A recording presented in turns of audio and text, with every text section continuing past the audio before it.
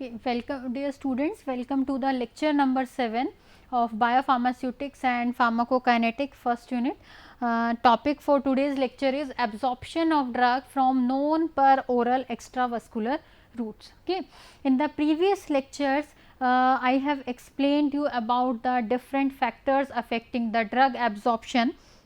Now, in this lecture I will discuss about the known per oral extravascular route. Okay. So, known per OS means other than the oral route. As I have told you, whenever the drug is administered by the oral route, it can be there can be less bioavailability. That less bioavailability or less drug absorption can be due to the physicochemical properties of the drug substance. It can be the solubility, or it can be the dissolution, or it can be the salt form of the drug, or polymorphic form of the drug, or due to the particle size or surface area. Okay, or the formulation factors can also be there, because of that the drug absorption can be affected, and also the patient related factors are also there that can affect the drug absorption. And most importantly, the first pass effect or pre-systemic metabolism is also there. Because of that we will obtain the less drug, we will get the less amount of drug absorbed across the GIT. Okay.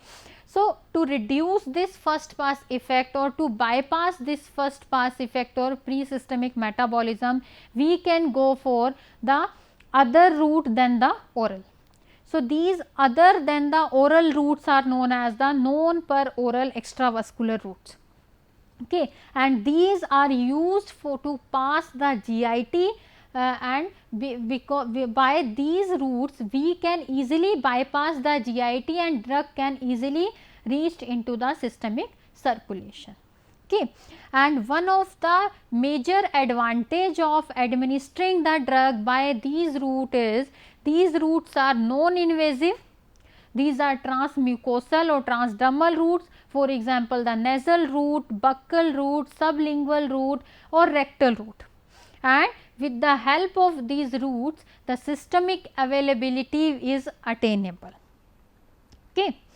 So, now as it is shown in the diagram, this is the per OS delivery, means whenever we go for the oral delivery, then drug has to pass through this GIT,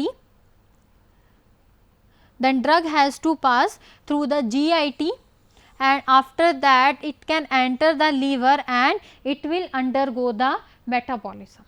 And after metabolism, drug will reach into the systemic circulation, means a greater proportion of the drug will get metabolized.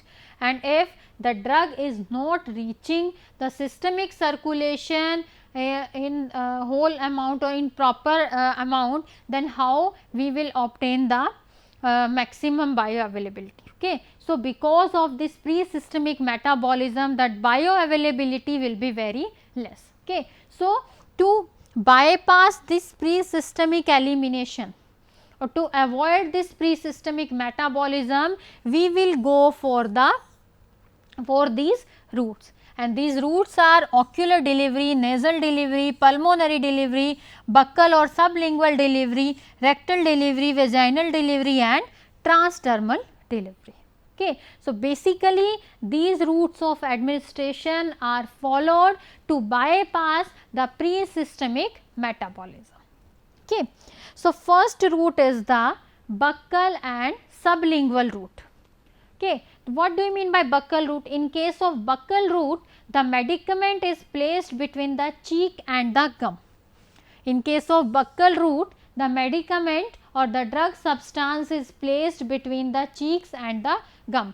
And in case of sublingual route, the drug is placed under the tongue and it is allowed to dissolve into the saliva, and ultimately or instantaneously it will reaches into the systemic circulation. Okay. And we can easily bypass the eliminating organs, GIT or the liver. Okay. So, we can have more bioavailability as compared to the oral delivery in case of buccal route and the sublingual route. Okay. The drugs, for example, nifedipine or nitrates can be delivered by the sublingual route. In case anti-anginal drug like isosorbide nitrate is delivered by the sublingual route. Okay. Now, what are the advantages of this buccal or sublingual route? First advantage of this route is rapid absorption. Okay, because in case of these route, drug will get directly reaching into the systemic circulation. So, rapid absorption we will get. Another advantage of this type of drug is in this no first pass hepatic metabolism will takes place. Okay. Third is the no degradation of drug. Whenever we go for oral delivery of drugs in the and during its passage across the GIT, our drug can be degraded because of certain enzymes that are present in the GI microflora. So, when we bypass the oral delivery, we can in case of buccal or sublingual route, there will be no degradation of the drug substance. Now, there are certain factors that we must consider during this buccal and sublingual route. Whenever we will go for these route, we have to consider certain factors. The first factor is the lipophilicity of the drug. Okay. So, slightly higher lipid solubility is required for the GI absorption to get the drug permeated across the oral mucosa. Next is the salivary secretion. Okay. So, in addition to the lipid solubility, there should be proper saliva secretion, so that drug can easily get dissolved and its absorption will be get faster. Okay. If there will be less salivary secretion, the absorption can get delayed. Next is the pH of the saliva. Okay. So, usually the pH is around 6 and this pH will favors the absorption of the drug and drug will remain in unionized form at this pH. Next is the binding to the oral mucosa. Okay. If our drug is getting bind to the oral mucosa or the systemic bioavailability of the drug can be poor. Next is the storage compartment. Okay. Sometimes for some drug a storage compartment in the buccal mucosa can also appear, where drug can be stored as a compartment, and because of this there can be delay in the absorption. Next is the thickness of the oral epithelium. The thickness of the oral epithelium is also affecting the absorption process. Okay. More will be the thickness of oral epithelium, more time it will take to get cross across this epithelium. Because of this, the sublingual route, in case of sublingual route, we will get the faster absorption as compared to the buccal route. Okay. So, these are the factors that we must consider whenever we have to go for the buccal route of administration or sublingual route of administration. Okay. Next route of administration is the rectal route of administration. Okay. So, despite of having diminished popularity, this rectal route of administration is still an important route for the children and the old patient. In case of rectal route, the drug substance can be delivered in the solution form that will be available in the form of enemas or microenemas or in the form of suppositories. Okay. The drug can be administered in the solution form as well as in the form of suppositories across the rectal route. Okay. And whenever the drug is administered in the solution form, it will get absorbed at the faster rate as compared to the suppositories. Okay. Because sometimes in case whenever suppositories are administered, there can be irritation can be produced. Okay. So, irritating suppository bases can also be there, that can lead to the loss of defeciation. Because of this the amount of the drug will get lost, also absorption will be less. Okay. The advantage of the rectal route includes, in case of rectal route, absorption will be more rapid, and with the help of this rectal route, pre-systemic hepatic metabolism can be bypassed. Now, we have to consider certain factors during this rectal route of administration also. Now, what are these factors? First factor is the presence of fecal matter and second is the pH of the rectal fluid. Okay. So, sometimes because of the presence of fecal matter, the drug can get lost and it cannot get well absorbed. Okay. Second is the pH of the rectal fluid. Sometimes due to the pH of the rectal fluid, drug can get degraded. Okay. So, these are the two factors that we must consider whenever we have to go for the rectal route of administration. Next factor is the topical route of administration. This is the another alternative this is another alternative for the oral delivery of the drugs. Okay. So, in case of topical route, the skin will be employed as a site of drug administration. Okay. And with the help of skin, the local as well as systemic delivery of the drug can be possible. Okay. So, in case of skin, the skin is consisting of three layers. One is the epidermis, first layer is the epidermis, second layer is the dermis and the third layer is the subcutaneous fat tissue.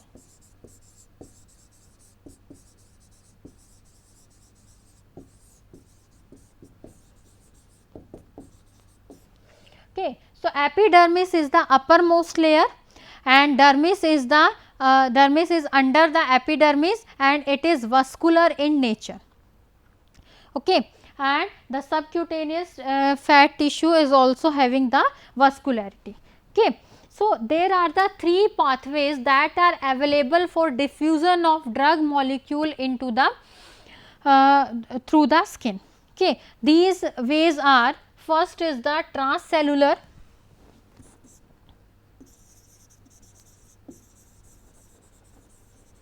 second is the paracellular and third one is the transappendiceal method.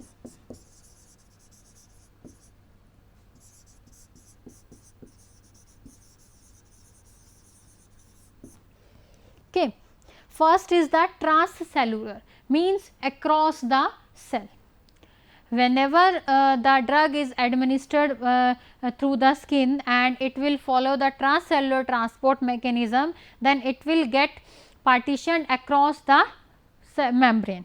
Okay. In case of paracellular, drug movement will be between the junctions of the cell membrane, and in case of transappendiceal, the movement the drug will be transported in case of hair follicles, in the sebaceous gland or from the sweat glands. Okay. So, faster absorption we will get in case of transappendiceal.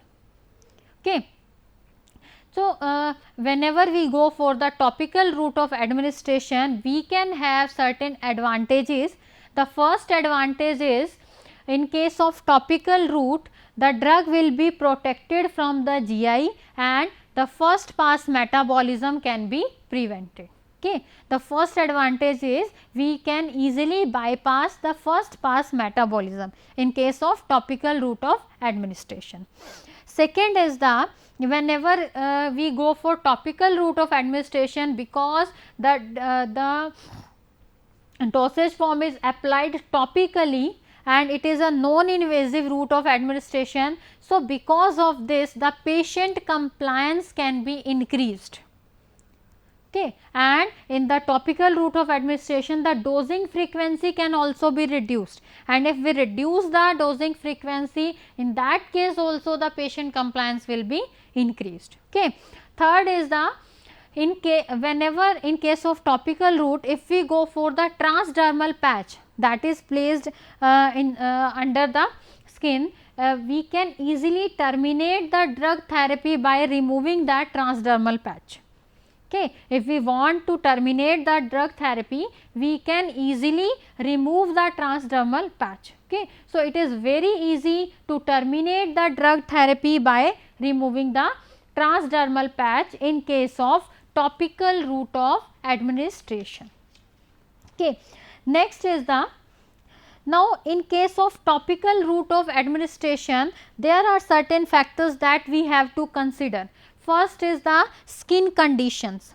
Okay, whether there are hair follicles are present on the skin, or the skin is the thickness of the stratum corneum, the hydration of the skin, age of the person, or skin surface lipids or anatomical site. So, we must consider the skin conditions as well as the composition of the topical vehicle, that is we are applying on the surface of the skin, means whatever vehicle or what base we are incorporating into the topical preparation. Next is the application condition, means how we are applying our preparation on the skin, by rubbing action or by occlusion. Okay, or loss of vehicle can also be there in case of topical route of administration. Okay. So, this is all about the topical route of administration. Next is about the parenteral preparation. Okay. So, in that we can go for intravenous injection, intramuscular injection or subcutaneous injection. Okay. So, in case of intravenous injection, because the drug is directly reaching into the bloodstream, so in case of intravenous injection, because drug is directly reaching into the bloodstream or in the systemic circulation, so there will be no problem related to the bioavailability. We will get 100% bioavailability in case of IV injection, and we will get prompt relief. Okay. Next is the intramuscular injection, that is the IM.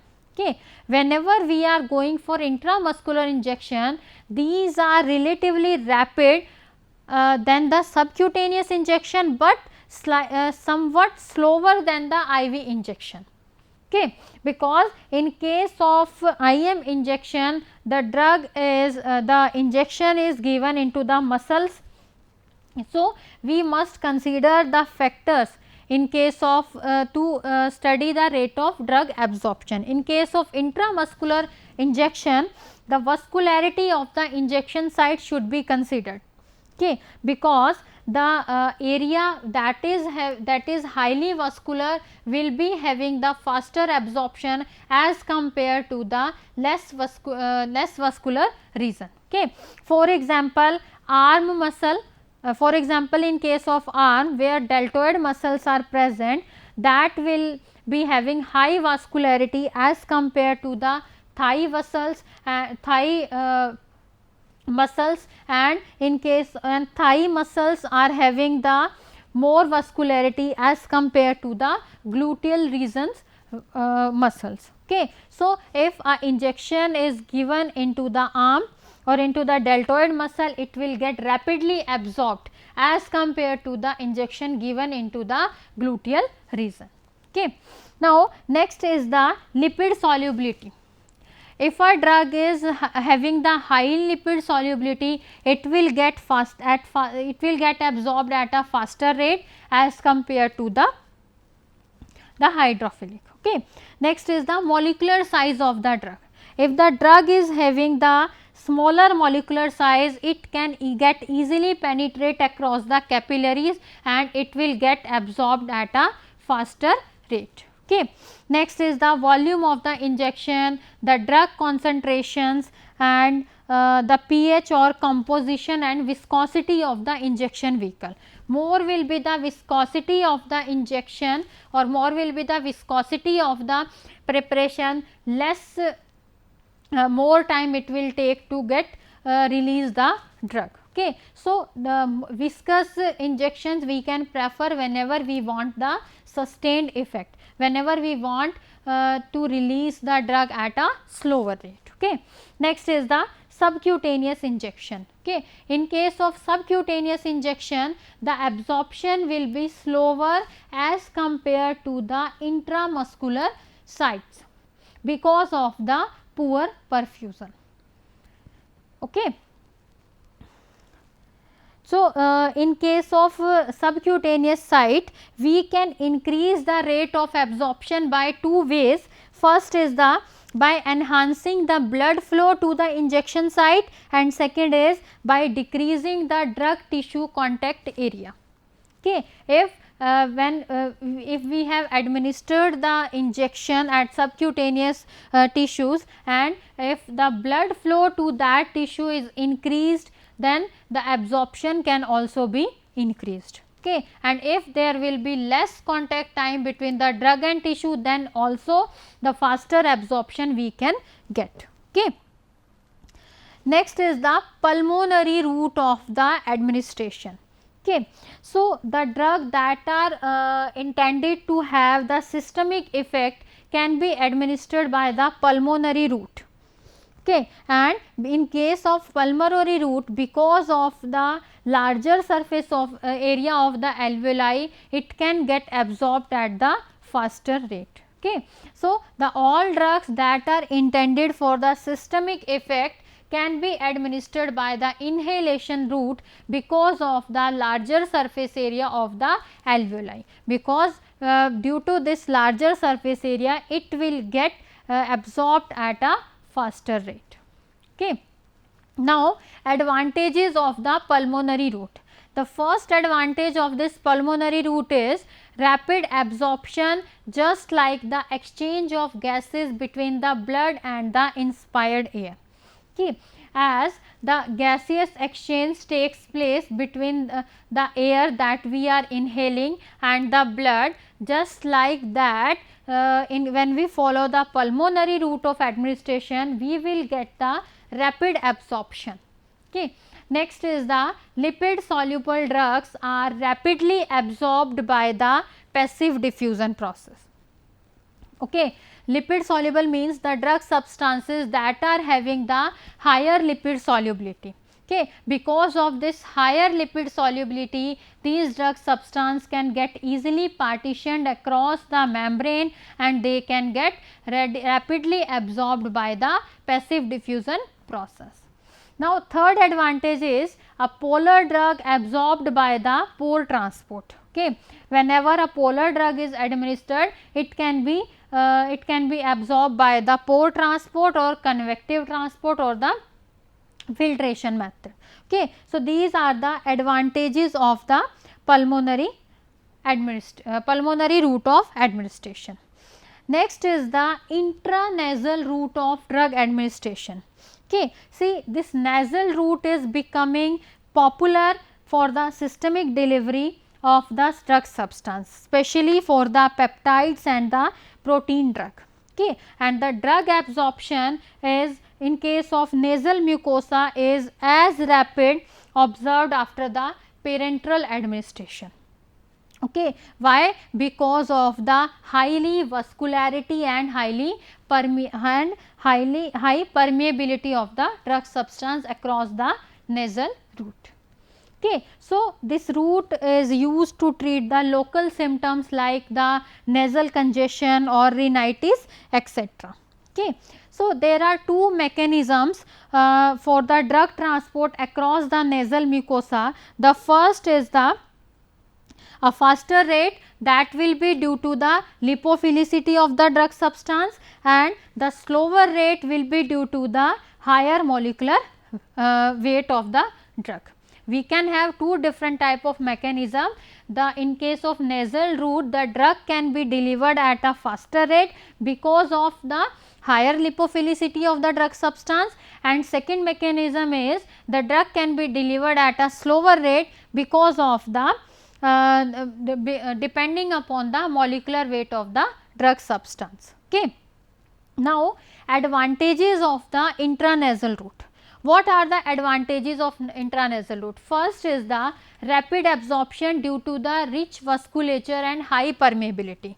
As I have told you, in case of nasal route, the nasal mucosa is highly vascular highly vascular. So, we will have the rapid absorption. Okay. And second is the the drug from this route reaches the systemic circulation and can cross triple B also.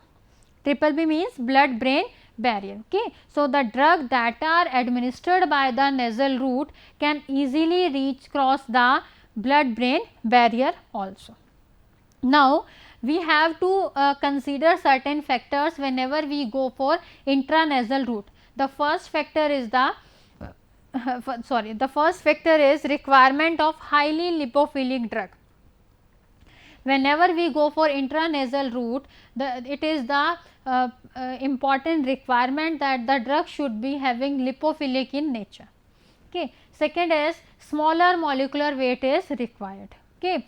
So, the molecular weight of the drug substance that is given by the intranasal route should be considered. If it is having higher molecular weight, then it will not get get administered by the nasal route. Next is the pH of the nasal secretion. Okay. So, these are the three factors that we must consider whenever go for the intranasal route of drug administration. Next is the intraocular route. Intraocular means ocular delivery of the drug. See, this ocular delivery or the topical application of the drug to the eyes is mainly for the local effects. For example, for the mydriasis effect, for the meiotic effect, for the anesthesia, or for the treatment of certain infections like inflammations or conjunctivitis, okay, or for the glaucoma, etc. Okay. In case of ocular delivery, in conventional dosage form, eye drops were formulated to for the applications for the mydriasis effect or for the glaucoma effect. Okay. So, this topical application is suffering from the disadvantage that whenever an eye drop is instilled into the eyes, it will get rapidly swept away. Okay. It will get rapidly outside the eye. So, it will not get absorbed into the across the membrane. Okay.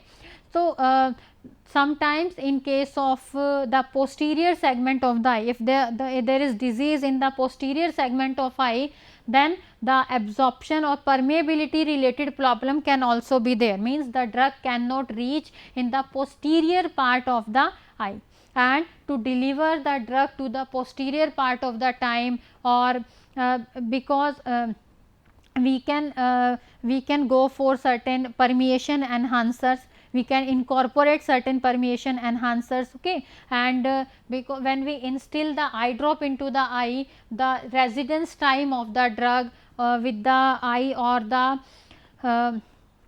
contact time of the eye drop will be very less. So, to increase this retention or to increase this residence time or contact time, we can go for the gel preparation, in situ gel preparation, and in that preparation polymers can be incorporated. Okay. So, we can go for the intraocular route to bypass the first pass effect also. Okay. Whenever we want to give the anesthesia, then and also go for the intraocular route. Okay. This will give the faster absorption.